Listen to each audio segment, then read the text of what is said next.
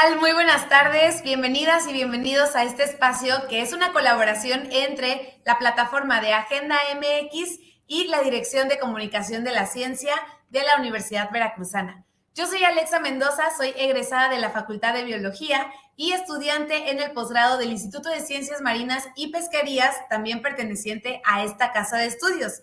Me da muchísimo gusto estar con ustedes en un programa más de ¿Qué te cuento?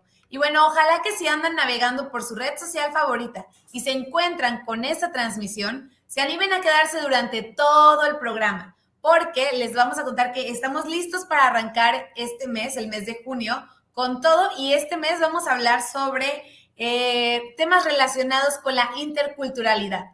Entonces, este tema justamente es el tema que se toca en la revista de la Ciencia y el Hombre, la cual les invitamos a que puedan descargar en las plataformas de la Dirección de Comunicación de la Ciencia y Ciencia V. Están disponibles de manera gratuita. Ojalá que les guste el contenido que se preparó para todos y todos ustedes. Y bueno, entonces también vamos a estar tocando estos temas a través de todos los programas de este mes. Ojalá que también se animen a decirnos si tienen algún interés por algún tema en especial relacionado con esta temática y estaremos muy honrados de hacerlo público para todos. Muy bien, pues esta semana específicamente vamos a empezar con un tema que debería hacernos sentir orgullosos y orgullosas como mexicanos. Sin embargo, la falta de atención que se le da a este tema lleva a muchas personas a enfrentarse con situaciones en las que se ven excluidos. El tema del día de hoy, por eso, es un país, distintas lenguas. Y para contarnos sobre este tema, tendremos a nuestra invitada de honor, la doctora Cristina Kleirnet. Ella es de la Facultad de Idiomas de la región de Jalapa.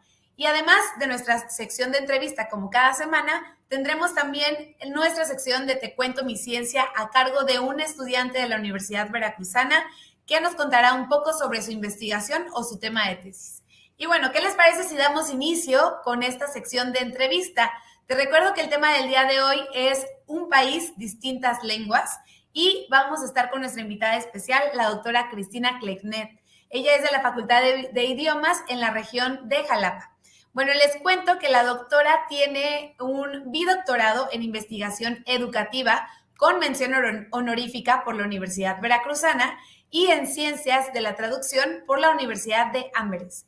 Es docente de tiempo completo en la Facultad de Idiomas de la Universidad Veracruzana en Jalapa y docente del Máster Euro-Latinoamericano en Educación Intercultural en la Universidad Nacional de Educación a Distancia en Madrid y también es investigadora asociada de la Universidad de Amberes, Bélgica. Forma parte también del del cuerpo académico Lingüística y Traducción de la Universidad Veracruzana y colabora con el grupo de investigación Translation, Interpreting and Intercultural Studies de la Universidad de Amberes. Ha colaborado también con el Instituto Nacional de Lenguas Indígenas desde el 2009 en formación de intérpretes de lenguas indígenas en México y también colabora con asociaciones de intérpretes en diversos estados del sureste de México. También es autora del libro Con la ley a favor y la realidad en contra, intérpretes de lenguas indígenas en México, que se publicó en el 2021, y también tiene capítulos de libros, artículos en diversas revistas internacionales de traducción.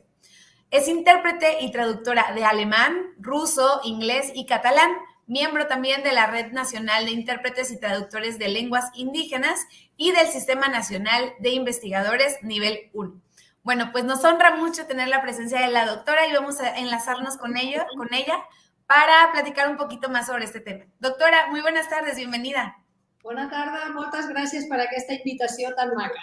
Sí, nos da muchísimo gusto tenerla por acá y bueno, hablar sobre este tema que nos parece muy importante visibilizar, que es el tema de la interculturalidad. Y bueno, ¿le parece que dé un breve resumen de lo que vamos a estar platicando? Claro que sí. Bueno, elegimos este tema porque yo creo que todas y todos en general hemos sentido una sensación de agobio cuando estamos realizando algún tipo de trámite oficial, ¿no? Sin embargo, hay personas que definitivamente la tienen un poco más difícil, que sería el caso de las personas de los pueblos y las comunidades indígenas. ya que a ellos, pues la falta de acceso de documentos oficiales en su lengua, en la lengua que ellos hablen, pues representa una mayor dificultad para poder acceder a sus derechos. Entonces, bueno, por eso quisiera empezar por preguntarle, ¿por qué es importante, no nada más para ellos, sino para la cultura mexicana, el preservar esta diversidad de lenguas? Bueno, yo creo que para empezar no existe una sola cultura mexicana, Claro. hay muchas, ¿no? Y todas forman parte de este precioso país y nación. Y el problema es que durante décadas se promovió eso mismo, ¿no? De un país, una nación, una lengua, una cultura. Y entonces eso invisibilizó la riqueza y que existe en México, donde todavía se hablan más de 364 lenguas, ¿no? A lo mejor han leído por ahí que son 68, pero son 68 agrupaciones. Okay. Y esas están subdivididas en 364 según el Instituto Nacional de Lenguas Indígenas. Hay otra institución que también cuenta las lenguas, que se llama The Ethnologue, que lo hace a nivel internacional. Ellos dicen que son 289, creo, en México. Entonces, exactamente cuántas lenguas se hablan en México no se sabe, son entre 364 y 280 y algo, ¿no? Wow, sí. Entonces, imagínate, esa riqueza estaba invisibilizada como un país, una nación, una lengua, ¿no? Pues todas las otras se han de haber sentido pues, excluidas, ¿no? De ese proyecto de nación, ¿no? Entonces, pues nos íbamos a perder de toda esa riqueza, ¿no? Por eso es importantísimo no solo preservar, sino acercarnos para poder apreciar toda esa diversidad lingüística y cultural, ¿no? Claro, incluirlas, no nada más respetarlas, sino participar activamente, o sea, incluirlas y más que nada desde el ámbito del Estado, ¿no? De los documentos, como decíamos, oficiales, de la participación ciudadana, etcétera, porque si no, pues se siguen quedando sin voz, ¿no? Como usted lo decía. Sí, no estoy segura de que ellos en realidad quieran incluirse, sino simplemente que se reconozca que son parte de, ¿no? Porque no es que quieran incluirse, sino a lo mejor nosotros nos deberíamos incluir con ellos, ¿no? Sí, eso estaría mejor. Sí, sí, la cuestión es que se les respeten sus derechos, ¿no? Ellos tienen derecho a acceder a y el Estado tiene la obligación de proporcionar acceso en sus lenguas, porque está en la Constitución, está en la Ley General de Derechos Lingüísticos, está en el convenio 169 de la Organización Internacional del Trabajo, ¿no? En las leyes está. Pero a la hora de cumplir esas leyes es donde hay obstáculos, ¿no? Y ellos tienen el derecho de acceder a la salud, a la educación, a la justicia en sus lenguas, ¿no? En cada una de sus lenguas. El problema en realidad es el Estado. El Estado es el que es monolingüe. Entonces, lo que hay que cambiar es el chip de pasar de un monolingüismo a un plurilingüismo, ¿no? Sí. Donde todos se piense, no de manera que solo es en español y el problema es de los pueblos indígenas que no pueden acceder, sino más bien yo si organizo mi estado de manera multilingüe, tengo que prever, ¿no? Que yo pueda servir a mis ciudadanos, a todos, no solo a los que hablan español, también a los que hablan otomí y teme, ¿no? En sus lenguas, de manera pertinente. Perdón. Tu perro también tiene derecho a expresarse. También se quieren incluir.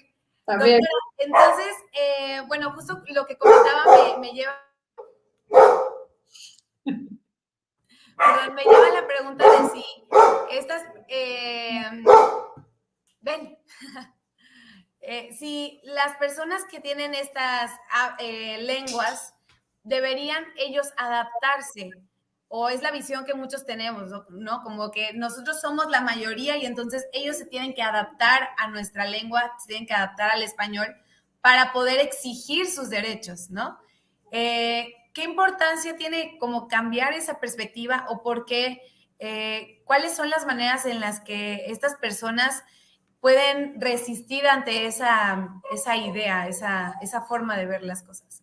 De hecho, los pueblos indígenas vienen resistiendo desde hace 500 años y por eso continúan hablando sus lenguas, ¿no? Porque si fuera por lo que el Estado ha promovido, todavía ya no se hablaría ninguna, ¿no? Solamente porque se organizan y resisten, ¿no? Es que la siguen hablando y ojalá se siga haciendo eso. Estamos en el decenio de las lenguas indígenas que inicia este año, del 2022 al 2032, proclamado por la UNESCO a nivel global. Y se proclamó un decenio después de que se tuvo el año de las lenguas indígenas en 2019, porque se dieron cuenta, nos dimos cuenta todos, ¿no? De que en un año realmente, o sea, no da tiempo a casi nada, ¿no? Entonces, durante este decenio va a haber muchas acciones, esperemos, ¿no? Que se van a dedicar recursos, etcétera, a tratar de revertir ese lingüicidio, que como hay feminicidio y homicidio, hay lingüicidio, ¿no? Sí. Y el Estado es parte de, precisamente por eso, pensando así, ¿no? De que no es más fácil que ellos aprendan español, que no. Exacto. Pero eso es, para mí es impensable, porque es como decir, pues ya, es como decir, pues vamos a comer todos pizza porque es más rápido, ¿no? Entonces ya, ¿para qué queremos tantos guisos tan elaborados, ¿no? ¿Para qué? Si, ¿no? Sí, claro. No va a ser más fácil, nos vamos a empobrecer todos. Cada vez que se muere una lengua, pues perdemos toda la humanidad, una manera de pensar, una manera de ver el mundo, una manera de nombrar el mundo, ¿no? Y entonces nos empobrecemos todos, ¿no? Pues más bien al contrario, nos deberíamos de animar todos a aprender alguna lengua originaria, la que esté más cerca de tu localidad o la que te haga mayor ilusión, Sí, sí. porque a lo mejor no hemos puesto atención. Todavía se escuchan mucho las lenguas en las ciudades, hay mucha migración y se escuchan diversas lenguas Sí, claro. originarias pues en realidad el español fue el que llegó y vino a dar al traste con varias que ya están extintas, ¿no? Sí. Sí, por supuesto. Doctora, y bueno, usted menciona como este plan que se tiene dentro de los próximos años. ¿Cómo se puede vislumbrar este futuro en el que ya se incluyan estas lenguas como parte de nuestra, pues, como algo normal, ¿no? Como no solamente una minoría. Porque me pongo a pensar cuáles son esos retos que ahora ellos se están enfrentando ante la falta de documentos y espacios en donde se hablen sus lenguas y cómo eso cambiaría estos escenarios. Por ejemplo, platicábamos hace rato sobre los derechos humanos en cuanto a los recursos naturales de las zonas en donde viven estos pueblos o comunidades indígenas, ¿no? Cómo el incluir la traducción o la lengua puede tomar muchos beneficios en su contexto, en donde ellos viven. Bueno, el contar con intérpretes y traductores formados, acreditados, certificados, es importantísimo, porque no podemos, o sea, sí, es casi imposible pensar que las autoridades van a aprender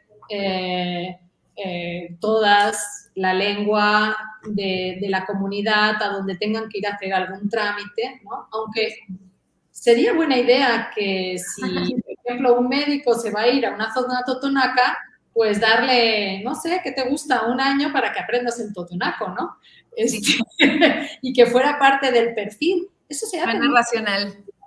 Eso se hace en muchos países. Si tú quieres trabajar en una zona donde se habla euskera, pues tienes que aprender euskera y si no, no hay trabajo, ¿no? Claro. Y el Estado ofrece cursos de euskera, por supuesto, no es así de ya mañana tienes que saber, no, y te dan un margen de tiempo para aprender, ¿no? Esas serían unas políticas lingüísticas que apoyarían el dejar de pensar en el bilingüismo inglés-español y pensar en un bilingüismo totonaco-español, ¿no? O multilingüismo totonaco-inglés-español, porque no se trata de restar, sino de sumar, ¿no? Por supuesto. Y para ello, pues también es importante abrir espacios para formación de traductores e intérpretes, porque la gente que habla las dos lenguas y que finalmente hace ese trabajo, necesita hacerlo con las mejores herramientas para hacerlo de la mejor manera. Pensemos que la mayoría del tiempo cuando se utilizan, cuando se participan intérpretes, es porque está en riesgo tu salud, tu vida o tu libertad. Claro. Entonces, ¿tú quisieras que tu libertad y tu vida dependan de que alguien más o menos te entienda o alguien que sea profesional, que sepa cómo hacerlo, cómo va a hacer las preguntas, dónde buscar, cuándo hacer pausas, que tenga un código de ética que no vaya o sea, que guarde la privacidad de la información que recibe o quieres que sea el primero que se ocupe, que encuentren en la calle, todas las totonaco ven para acá, vas a interpretar aquí y de eso depende mi libertad o de eso depende mi acceso a la salud, ¿no? Entonces, por eso es tan importante que se abran espacios de formación de traductores e intérpretes que puedan hacer ese puente de manera consciente y de manera pertinente, ¿no? Y de la mejor manera. Sí, claro, qué importante. Y justo platicábamos de eso antes de entrar a la transmisión en vivo, del papel de los intérpretes, ¿no? Que no nada más es una traducción de, ahora sí como Google Translate, sino que hay justo lo que usted menciona, ¿no? Un contexto incluso cultural que se tiene que saber para hacer esa mediación. ¿Cómo ha ido avanzando esto? ¿Cómo ha cambiado ese papel que juegan los intérpretes y traductores? Mira, en 2003 hubo recomendaciones de la ONU diciendo, oigan, ustedes no están dando acceso a la justicia del Estado a los indígenas porque no han contado con intérpretes, bla, bla. Entonces se creó el Instituto Nacional de Lenguas Indígenas, se crearon diplomados, la Universidad Veracruzana participó en varios diplomados de formación de intérpretes en Papantla en 2009, en Villa Isla en 2010, en Acayucan en 2011. Infortunadamente, estos diplomados han dejado de hacerse. ¿Por qué? Porque han visto que es más rápido contestar con números si yo certifico intérpretes. Mira, ven, yo vengo, mira, te aprendes estas 20 palabras y hacemos, te las pregunto dentro de una semana y ya eso te certifica, casi, ¿eh? Wow. Entonces, se ha apostado por la certificación y no están brindando los espacios de formación que son los que realmente hacen falta para que puedas hablar de un código de ética, de que tengas la noción de cómo le hago, cómo voy a decir auto de formal prisión en otomí, ¿no? Sí. Eso no es así como que exista ya un término equivalente. Eso hay que construirlo, hay que proponer, hay que ir a la comunidad, hay que validar, ver, oiga, cuando yo le digo esto, ¿usted qué me entiende, no? No, pues entonces lo diría a lo mejor, y no es de uno solo, se tiene que hacer en comunidad. En comunidad. Exactamente. Pues todos esos procesos últimamente los están llevando a cabo la sociedad civil, no el Estado. El Estado se ha retirado.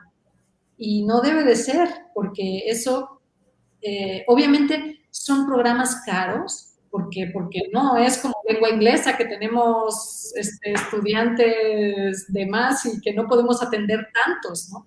Sí. Esos estudiantes que saben totonaco, tenec, náhuatl, chatino, pues esos, para empezar, hay que apoyarlos para que puedan estudiar, ¿no? Y van a ser poquitos, y entonces, pues claro, eso políticamente no es tan, digamos, redituable, ¿no? Pero es una deuda histórica y que sale caro, pues va a tener que salir caro y hay que pagarlo, ni modo. Hay que ofrecer esos espacios de formación porque de otro modo, pues lo que va a pasar es que todas esas lenguas al final se van a acabar, ¿no? Se van a acabar extinguiendo. Un gran número están en peligro de extinción. Sí, claro. Y eso sí es una tristeza, la verdad.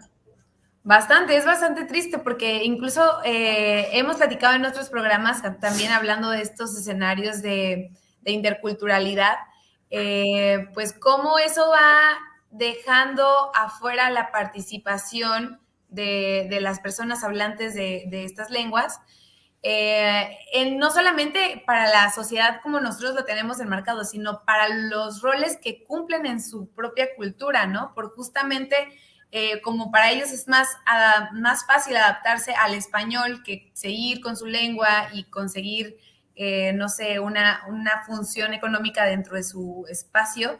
Entonces migran y es donde se pierde su papel dentro de su espacio social y también su lengua, ¿no? Creo que eso es muy triste, como usted lo dice. Sí, se tienen que abrir, porque en realidad hacen falta, en teoría, uno pensaría, ¿no? En un hospital, por ejemplo, pensemos, en el hospital de Río Blanco, en Orizaba, cerca de la Sierra de Songolica, donde se habla náhuatl, pues tendría que haber intérpretes para toda la gente que llega y esos intérpretes tendrían que estar pagados por el Estado. O sea, imagínate que la gente que llega a salud pública, que de por sí seguramente tienen carencias sociales, económicas, y que todavía tengan que pagarle a alguien para que interprete. ¿Qué acaban haciendo? Llevan al nieto, llevan a la sobrina. A los más jóvenes. Sí, pero eso, o sea, vaya, es terrible. Imagínate que a la abuelita le dan un diagnóstico sobre una enfermedad íntima o una enfermedad, digamos, terminal, y que su abuelita es la que le tiene que dar esa noticia y el derecho a la privacidad, etcétera. O sea, es Sí, y complicado, ¿no? Y en esos espacios, pues tendría que haber. Y entonces, ¿de qué hay necesidad? Hay necesidad.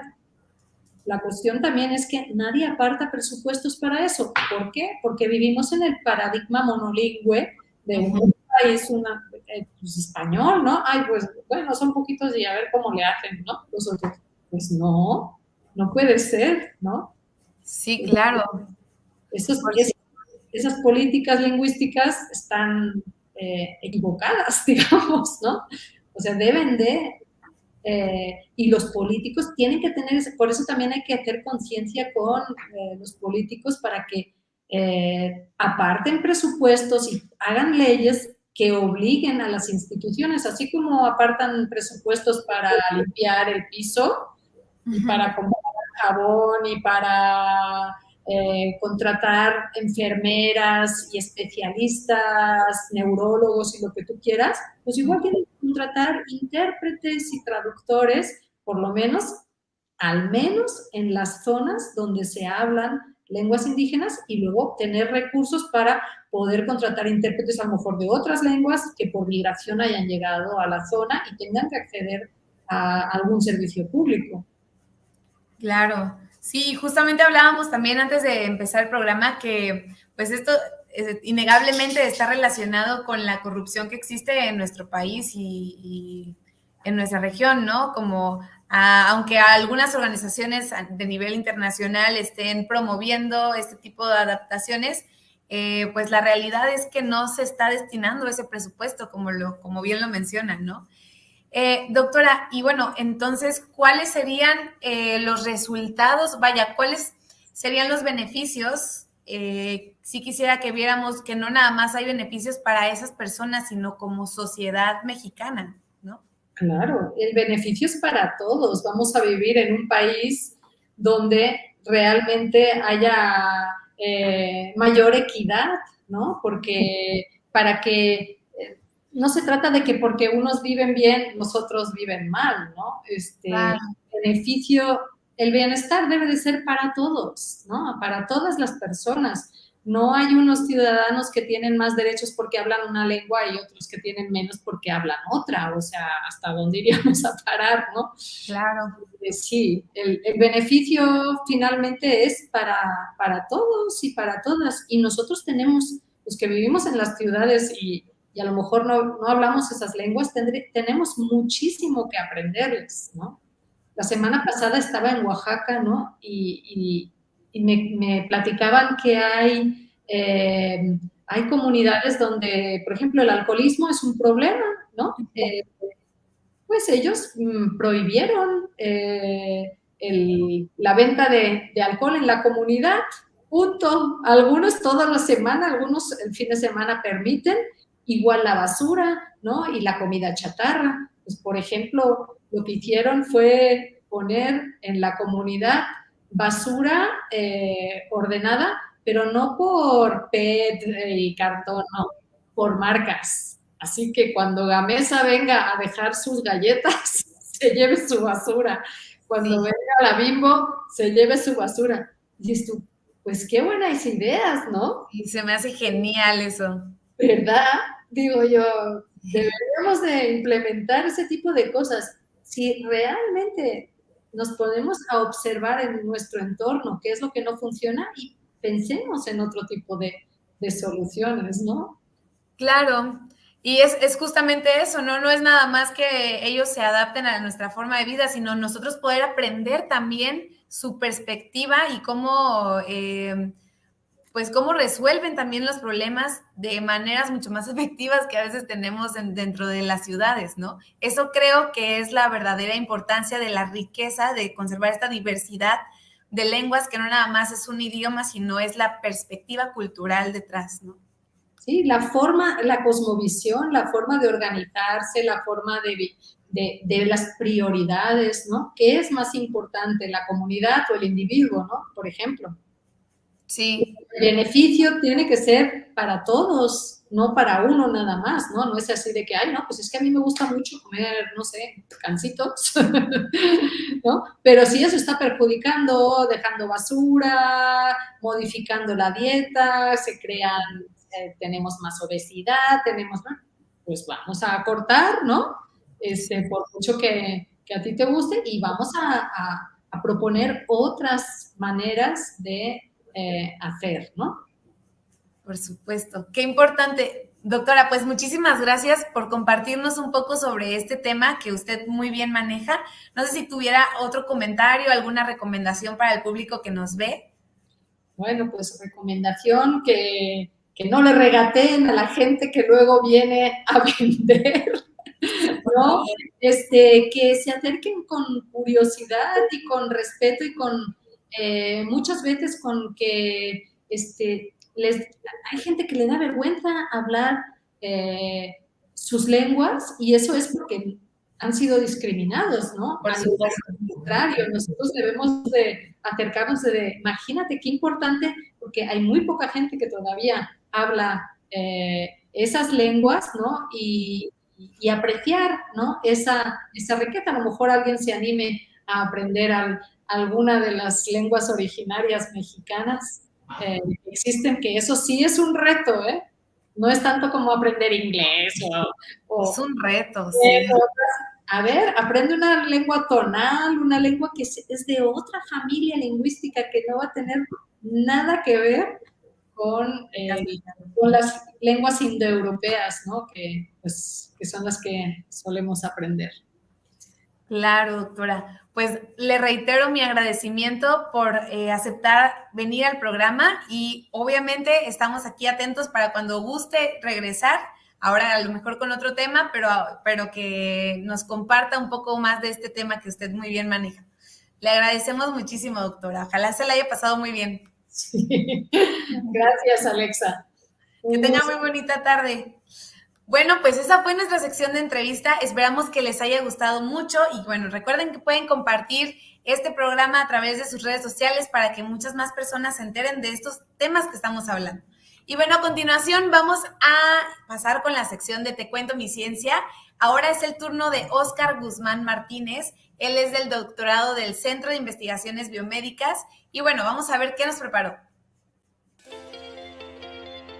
Después de haber superado la COVID-19, algunas personas pueden desarrollar COVID-19 persistente, caracterizado por fatiga, dificultad respiratoria, alteraciones neurológicas y de memoria, problemas para dormir, ansiedad, depresión y muchas más, que pueden durar por varias semanas o meses. Es más frecuente en mujeres, personas de edad avanzada y en aquellos que tuvieron formas graves de COVID-19. Llama la atención que incluso las personas que no tuvieron síntomas durante la infección pueden desarrollar COVID-19 persistente. Existen varias hipótesis sobre sus causas. Una de ellas propone que es el resultado del daño en los diferentes tejidos que fueron infectados por el SARS-CoV-2 en la etapa aguda.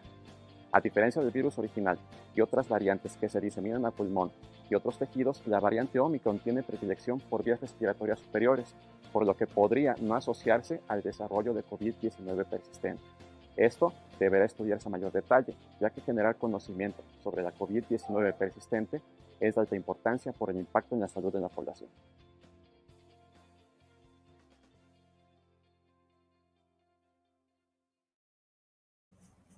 Muchísimas gracias a Óscar Guzmán Martínez del doctorado de Centro de Investigaciones Biomédicas. Qué importante que se esté haciendo ese tipo de investigaciones dentro de la Universidad Veracruzana que van a ser útiles para toda la sociedad, no solo veracruzana, sino mexicana.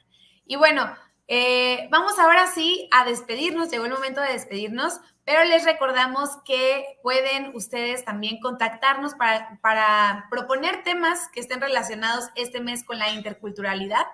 Y bueno, esta información le va a llegar a muchas más personas. También si eres estudiante de la Universidad Veracruzana, te recordamos que puedes participar en nuestra sección de Te cuento mi ciencia, como la que acabamos de ver con Óscar, contándonos en tan solo 1 minuto sobre tu tema de investigación. Las cápsulas se estarán compartiendo en las redes sociales de la Dirección de Comunicación de la Ciencia, las cuales te invitamos a seguir, que están aquí debajo de mí. Y el autor o la autora de la cápsula mayormente compartida será acreedor de un obsequio no monetario por parte de la Dirección de Comunicación de la Ciencia y tendrá también la oportunidad de ser invitado especial en este programa para platicarnos un poco más a detalle sobre su tema de investigación. Y bueno, esto ha sido todo por hoy. Yo soy Alexa Mendoza. Me dio mucho gusto pasar con ustedes una tarde más de viernes y nos vemos el próximo viernes a las 4 de la tarde en un programa más de ¿Qué te cuento? Hasta luego.